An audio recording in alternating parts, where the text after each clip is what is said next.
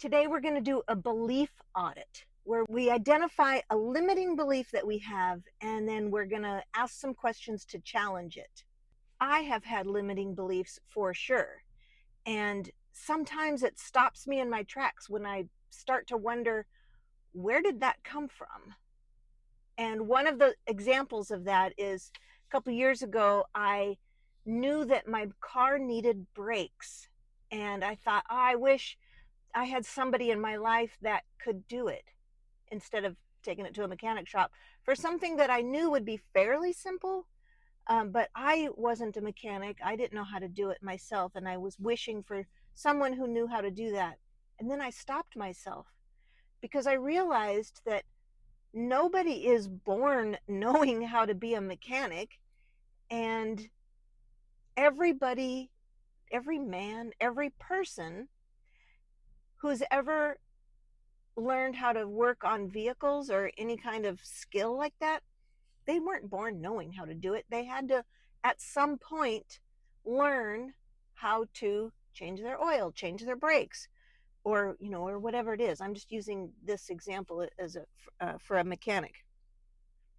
And then I wondered, what else am I not believing that I'm capable of doing, or what other thing am I believing about myself that isn't really true? So let's dig into it.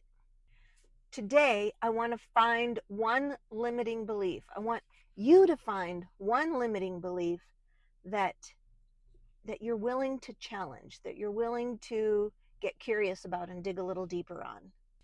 But first, what are limiting beliefs? We all walk around with these limiting beliefs, all beliefs, in the kind of playing in the background of our lives. We believe things about what we can do or cannot do, things that we believe about who we are or what the possibilities are for our life. And in that moment, they feel like facts, but are they? My car needed brakes, and in my mind, I'm not a mechanic, which, obviously by trade, I'm not a mechanic, but am I capable of learning how to do that? Why not? Everybody else had to learn it.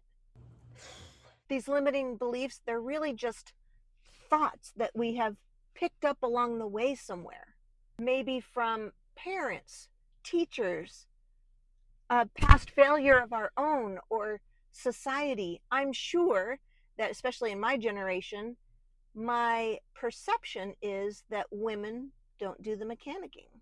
It's like an algorithmic bias, to use today's modern technology terms. It's a program that it's a societal norm that our brains have been programmed with, that just runs in the background, but there's a bias. And for me, in this particular case, the bias was, I don't know how to work on cars. Because I'm a girl? Because I never have? Because why? Because I've just never learned how. There's a bias in the data that's being fed into our brains that trains us to carry certain beliefs with us throughout our lives. And maybe they made sense for a time, in the time, but do they still make sense for you today?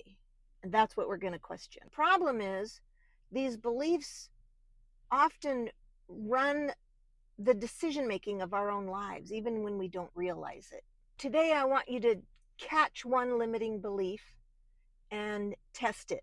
Over the next few days, or even right now, if something comes to mind, think of one limiting belief that you carry, the language around that. But sometimes there's not always language. Like, I never carried around language that I'm not a mechanic, but when the need came up, I knew that in the back of my mind, it just feels true that I don't know how to work on cars. Can't work on my own car is the limiting belief.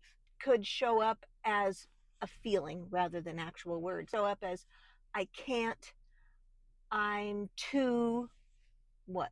Too fat, too skinny, too young, too old, too tall, too short, too loud, too quiet, too something.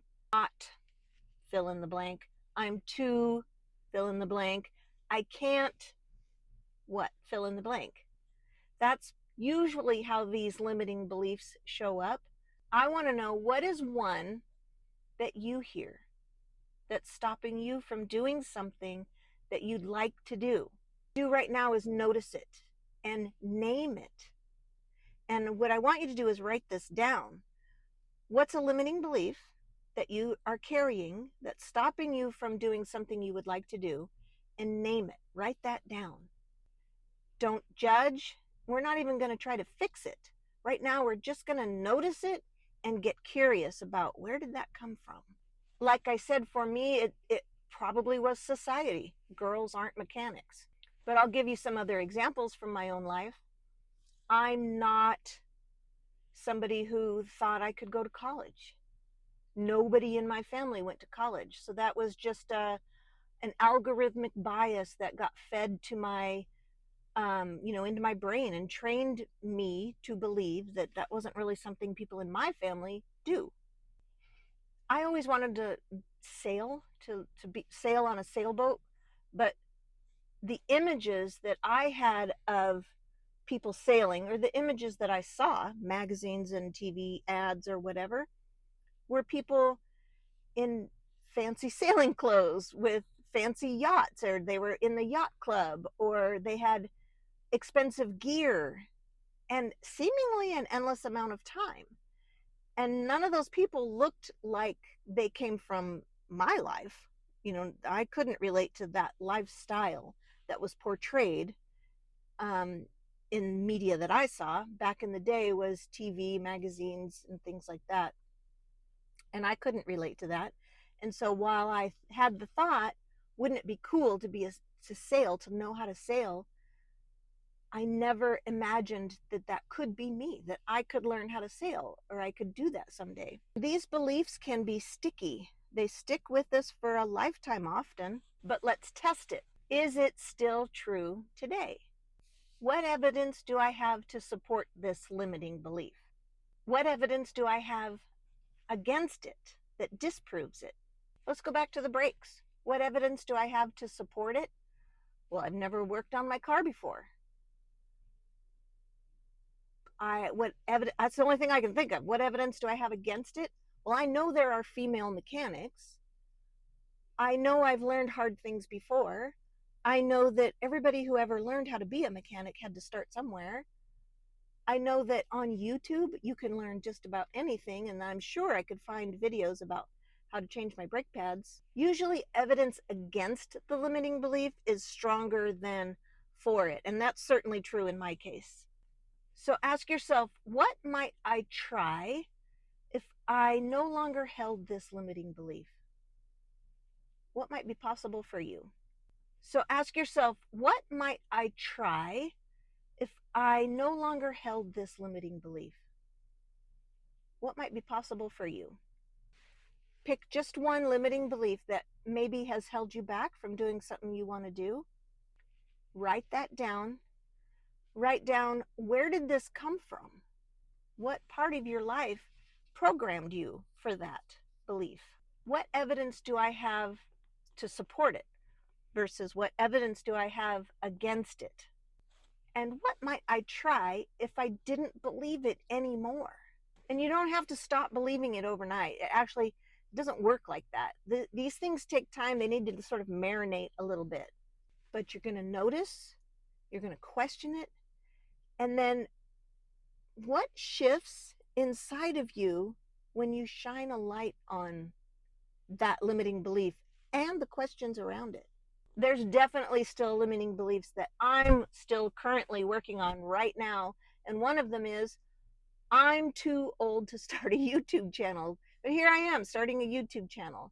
And I don't know how well I'm doing, but if you help me to get to 1,000 subscribers, I'll be doing better. The point is, these limiting beliefs have been with us for a really long time, and they're not going to disappear overnight. It takes time. But every time we question them, it loosens their grip on our lives. If you're brave enough, drop your limiting belief in the comments below. I'd love to hear about it. And when you name it out loud, it diminishes its power. I'm Jelana. If you're back, welcome back. I'm so glad you're here. And if you're new here, I'm Jelana, and I hope you come again. I'll see you next week.